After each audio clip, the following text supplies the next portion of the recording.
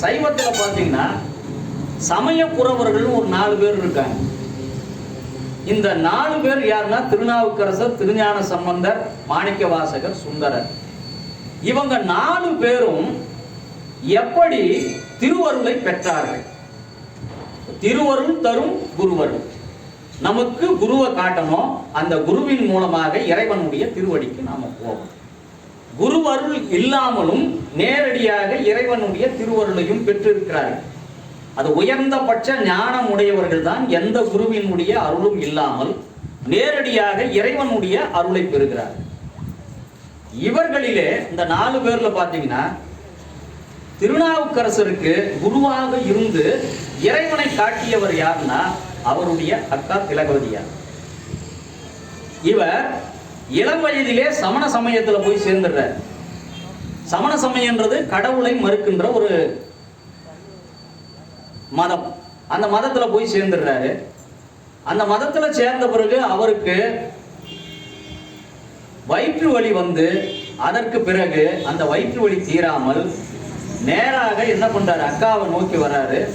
திருவதியில அவருடைய அக்கா திலகவதியார் வந்து என்ன பண்றாங்கன்னா அங்க உள்ள கோயில் பணிகள்லாம் செஞ்சுட்டு இருக்காங்க. இந்த வயிற்று வலி தீரணும்னு சொல்லிட்டு தன்னுடைய அக்கா கிட்ட போய் கேட்கிறாங்க. அக்கா கொடுத்த திருநீரினால் அவருக்கு சூளை நோயானது, அந்த வயிற்று வலி நோயானது நீங்கி விடுகிறது. அந்த இடத்திலே குருவாக இருந்தவர் அவருடைய அக்கா திலகவதியார். அந்த திலகவதியார் மூலமாகத்தான் திருவருளாக இருக்கக்கூடிய இறைவனுடைய அருளை அவர்கள் பெறுகிறார். ஆக குருவருள் இன்றி நமக்கு திருவருள் கிடைக்காது.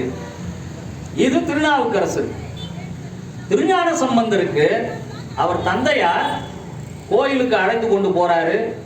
கோயில்ல அவரு குளத்துல குளிச்சுட்டு இருக்காரு. குளிச்சுட்டு இருக்கும் போது படியில உட்கார்ந்து திருஞான சம்பந்தர் 3 வயது குழந்தை அழுகிறார். இந்த அழுத பிறகு சிவபெருமானும் உமையவளும் வந்து சிவபெருமானுடைய அருளால் ஒரு பொன் கிண்ணத்துல தன்னுடைய முளைப்பாலை கொடுத்து குழந்தையனுடைய அழுகையை நிறுத்துறாங்க.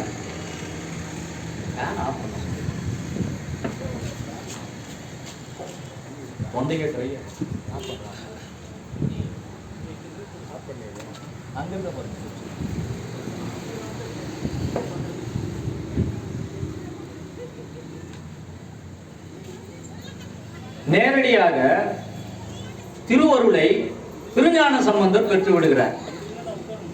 அதற்கடுத்து மாணிக்க வாசகருக்கு திருப்பெருந்துறைக்கு சிவபெருமான் வரார்.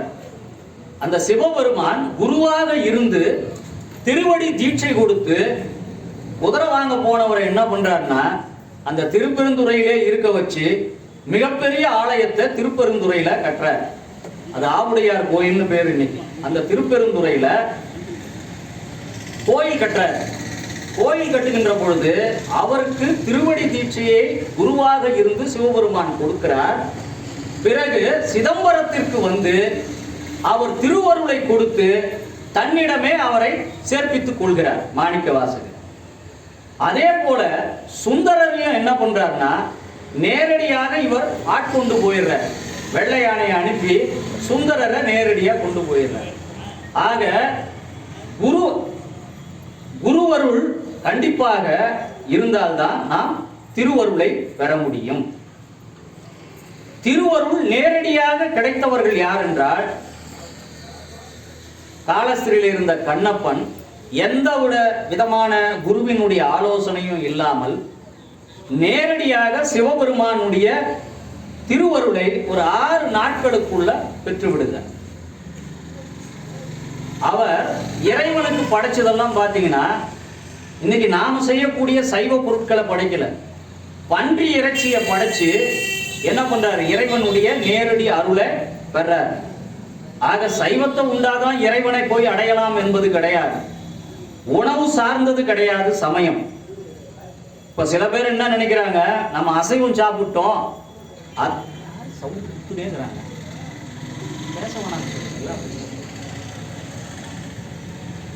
அசைவம் சாப்பிட்டோம்னா நாம கோயிலுக்கு போக கூடாதுன்னு நினைக்கிறாங்க.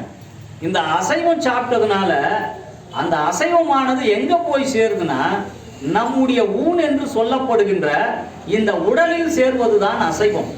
ஆனால் மனம் என்பது என்றைக்கும் சைவம்தான். மனத்துக்கு அசைவமும் சைவம் என்ற வேறுபாடு கிடையாது. அது என்றைக்கும் சைவமாகத்தான் இருக்கு. இறைவன் மீது நீ பற்று வச்சிட்டா அதுக்கப்புறம் பாத்தீங்கன்னா இந்த மனமானது சைவமாக இருக்கக்கூடிய சிவபெருமானை நாடி செல்லும். இப்ப நான் அசைவ உணவு வச்சிருக்கேங்க, நான் கோயிலுக்கு போக மாட்டேன், இறைவனை வணங்க மாட்டேன், அப்படியெல்லாம் எந்த பேதமும் கிடையாது. அசைவம் உண்பதினால் மாத்திரம் நான் புலையன் என்பது கிடையாது. ஆனால் நீங்கள் சைவமாக மாறணும்னா அதற்குரிய காரண காரியங்களை புரிஞ்சுக்கிட்டு நாம் சைவமா மாறணும். அதுக்காக நான் அசைவம் முழுசா சாப்பிட்டுங்க, நான் சிவபெருமானை வணங்க மாட்டேன், கோயிலுக்கு வரமாட்டேன் அப்படின்னெல்லாம் எந்த வித கட்டுப்பாடும் கிடையாது. அப்படி கட்டுப்பாடு இருந்திருந்தால் காலஸ்திரியில நம்முடைய கண்ணப்பன் பன்றிக்கரையை படிச்சத நல்ல உணவா இறைவன் எடுத்துக்கிறான், பொங்கல் படிச்சத புறந்தள்ளிடுறான். ஆக உணவு என்பது அசைவமா சைவமான்னு கிடையாது, மனம் என்பதுதான் சைவமாக இருக்கணுமே ஒழிய இந்த உடலை வளர்க்கக்கூடிய உணவினால் சைவம் அசைவம் என்ற வேறுபாடு கிடையாது. இப்போ குருவினுடைய அருளை பெற்று ஒருவர் திருவருளாக மாறிய ஒரு கதை. திருச்செந்தூர்ல இருந்து ஒரு 10 கிலோமீட்டருங்க. அந்த 10 கிலோமீட்டர்ல இருக்கக்கூடிய ஊருக்கு பேரு குலசேகரப்பட்டினம். திருச்செந்தூர்ல இருந்து தெற்கு நோக்கி இருக்கிற ஊரு குலசேகரப்பட்டினம் ஒரு ஊர். இன்னைக்கு அந்த குலசேகரப்பட்டினத்துல தான் ராக்கெட் ஏவுதளமா அமைக்க போற இடம். இன்னொரு சிறப்பு அந்த ஊருக்கு என்னன்னா, நம்முடைய சைவத்திலே பெருமாட்டியாக இருக்கக்கூடிய காரைக்கால் அம்மையார் பேய் உருவம் தாங்கிய ஊர் எதுனா, தன்னுடைய மானிட வடிவத்திலிருந்து அழகான வடிவம் நீங்கி ஒரு பேய் உருவமா மாறின இடம் எதுனா அந்த குலசேகரப்பட்டினத்தில் தான் அவங்க பேய் உருவுல மாறின இடம். அந்த குலசேகரப்பட்டினம் என்ற ஒரு சிறிய பகுதியை ஆண்ட மன்னனுக்கு பேரு செந்தில் காத்த மூப்பனார்னு பேரு. அந்த செந்தில் காத்த மூப்பனாருக்கு அமைச்சரா இருந்தவன் யாருன்னா ஞானியார் சுவாமிகள் ஒருத்தர் அமைச்சரா இருந்தார். இந்த ஞானியார் சுவாமிகள் என்ன பண்ணுவாருன்னா, தினந்தோறும் குலசேகரப்பட்டினத்திலிருந்து திருச்செந்தூருக்கு நடந்தே வருவார். எங்கன்னா திருச்செந்தூர்ல இருக்க முருகனை தரிசிப்பதற்காக கடைசி பூஜை அர்த்தஜாம பூஜைன்னுவாங்க, இரவு நேரத்தில் நடக்கிற அர்த்தஜாம பூஜைக்கு அவர் குலசேகரப்பட்டினத்திலிருந்து நடந்தே வருவார்.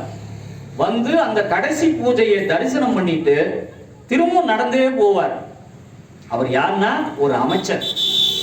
நடந்தே வந்து திருச்செந்தூர்ல இருக்கக்கூடிய முருகனை வணங்கி விட்டு சென்றவர். இப்படி நாள்தோறும் வந்துட்டு இருக்காரு. அவருக்கும் வயதாகுது. ஒரு நாள் என்ன பண்றாரு, தன்னுடைய வரக்கூடிய பாதை குலசேகரப்பட்டினத்திலிருந்து திருச்செந்தூருக்கு வர்ற பாதையை மாறி போயிடுறாரு.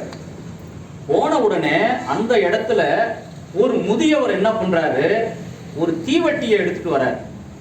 தீவட்டி எடுத்துட்டு சிகண்டின்னு சொல்லுவாங்க. அது எதுக்குன்னா, இப்ப நம்ம மரணத்துக்கெல்லாம் அடிப்பாங்க பாருங்க வீட்டுக்கு முன்னால, அது எதுக்கு அடிப்பாங்கன்னா, ரோட்ல பாம்போ வேற ஏதாவது விஷப்பூச்சிகளோ இருந்தா அது ஒதுங்கி போகணும்னு. இப்போ இருக்கிற மாதிரி விளக்கு வெளிச்சம் எல்லாம் அந்த காலத்துல இல்லை. அப்ப என்ன பண்ணுவோம்னா, இந்த அடிக்கிற சத்தம் கேட்டு ரோட்ல இருக்கிற பாம்பு மற்ற பூரா இதெல்லாம் ஓடி போகும். இதுக்காக அடிச்சுட்டு ஒரு பெரியவர் வராரு. இவர் வழிமாறி போயிட்டாரு. வழிமாறி போனவரை சரியான வழியில அவர் கூட்டிட்டு வராரு. கூட்டிட்டு வந்து என்ன பண்றாருன்னா, திருச்செந்தூர்ல இருக்க முருகனுடைய அந்த கருவறைக்கு முன்னால வந்தவர் மறைஞ்சிடுறார். இவரு இறைவனை தரிசனம் பண்றார், முருகப்பெருமான. இவர் தவறான பாதையில போனவரை சரியான பாதையில யார் கூட்டிட்டு வந்தார்னா, முருகப்பெருமானே ஒரு முதியவர் வேடமிட்டு தன்னுடைய பக்தனுக்காக தீவட்டி ஏந்தி சேகண்டி அடிச்சு கூப்பிட்டு வந்து கோயில் வழியும் விடுறார். விட்டுட்டு அந்த கோயில்ல இருந்து அவர் மறைஞ்சு போறார்.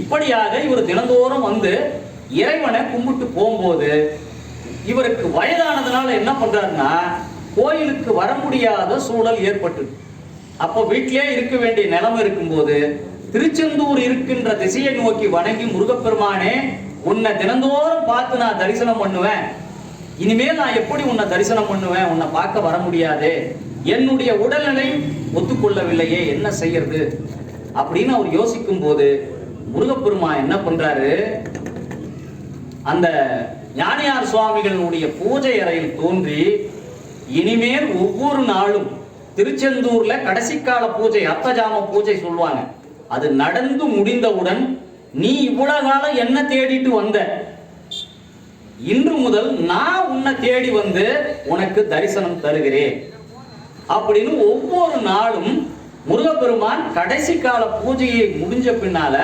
நேரடியாக ஞானியார் சுவாமிகளுடைய வீட்டுக்கு போய் ஒவ்வொரு நாளும் தரிசனம் கொடுக்கிறார். இப்படி தரிசனம் கொடுத்துட்டு இருக்கும் போது என்ன ஆச்சுன்னா, ஒரு நாள் அவர் வந்ததனுடைய காலம் முடிவடைந்து அந்த ஞானியார் சுவாமிகள் மறைந்து விடுகிறார். மறைந்த அன்னைக்கு என்ன ஒரு அதிசயம் நடந்ததுன்னா, குலசேகரப்பட்டினத்தில் அவர் இறந்து விடுகிறார்.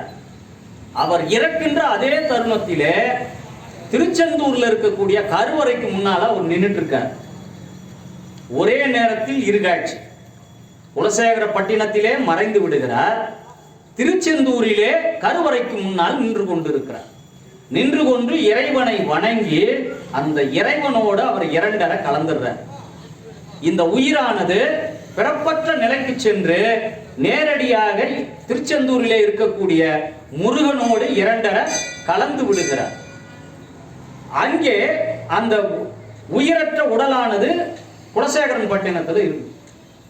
இப்போ தேவஸ்தானத்தில் என்ன பண்ணாங்கன்னா, திருச்செந்தூர் தேவஸ்தானம் அவரை அடக்கம் செய்வதற்கான இடத்தை திருச்செந்தூர் அந்த தேவஸ்தான அமைப்பே இடம் கொடுத்து அவருக்கான சமாதியை கட்டுறாங்க. சமாதி கட்டிடவும் இல்லாம திருச்செந்தூர் ஆலயத்தில் ஏற்றப்படுகின்ற முருகனுக்காக ஏற்றப்படுகின்ற ஒரு விளக்கை எடுத்துட்டு போய் நிரந்தரமாக எரிவதற்கு அவர் சமாதிக்கு முன்னால வச்சிருக்கிறார். இத நீங்க எப்ப வேணாலும் போய் குலசேகரப்பட்டினத்துல அந்த ஞானியார் சுவாமிகளுடைய சமாதியும் பார்க்கலாம். அங்க திருச்செந்தூர் தேவஸ்தானம் கொடுத்த அந்த விளக்கையும் இன்றைக்கும் நீங்கள் சென்று பார்க்கலாம். அவர் முருகப்பெருமான் மீது வைத்த பக்தி என்பது போலித்தனமாக இல்லாமல் உண்மையான பக்தியாக இருந்த காரணத்தினால், இறைவன் மீது நாம் வைக்கக்கூடிய பக்தின்றது என்னன்னா, நம்முடைய தேவைகளுக்காக பக்தி வைக்கக்கூடாது.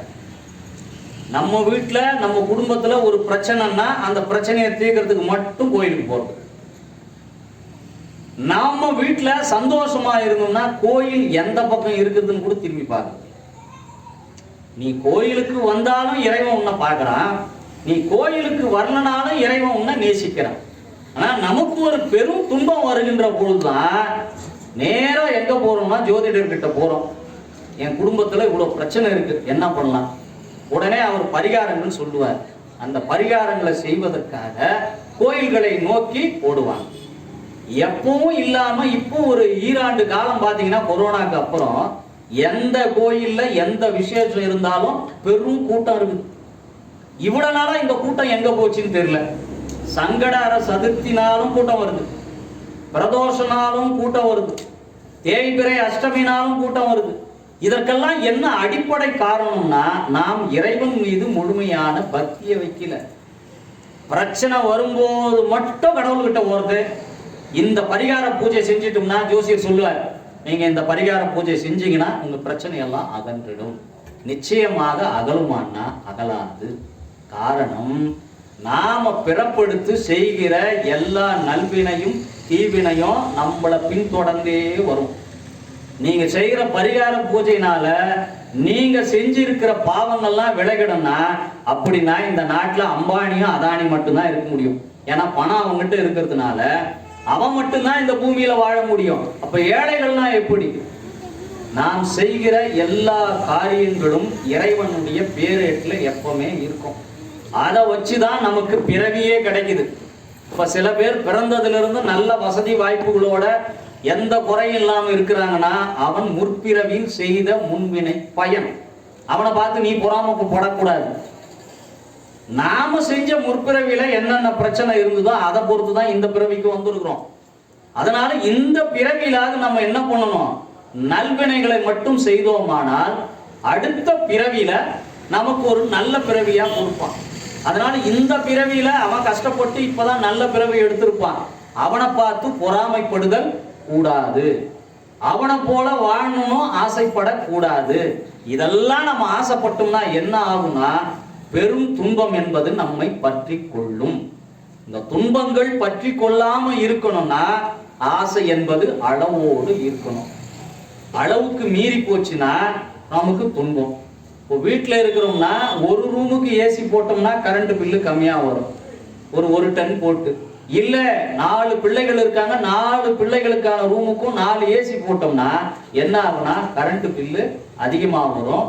அந்த கரண்ட் பில்லுக்குரிய காசை நாம தேடணும். அதற்குரிய துன்பத்தை சுமக்கவர் அந்த குடும்ப தலைவராக தான் இருக்கும்.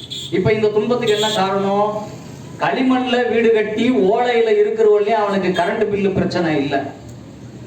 அடுத்து விஞ்ஞானத்தினுடைய முன்னேற்றத்துல அடுக்குமாடி குடியிருப்பு வந்தது. எல்லா வசதிகளோடும் வாழும் போது என்ன ஆகுது? துன்பமானது நம்மை தேடி தேடி தேடி தேடி துரத்தும்.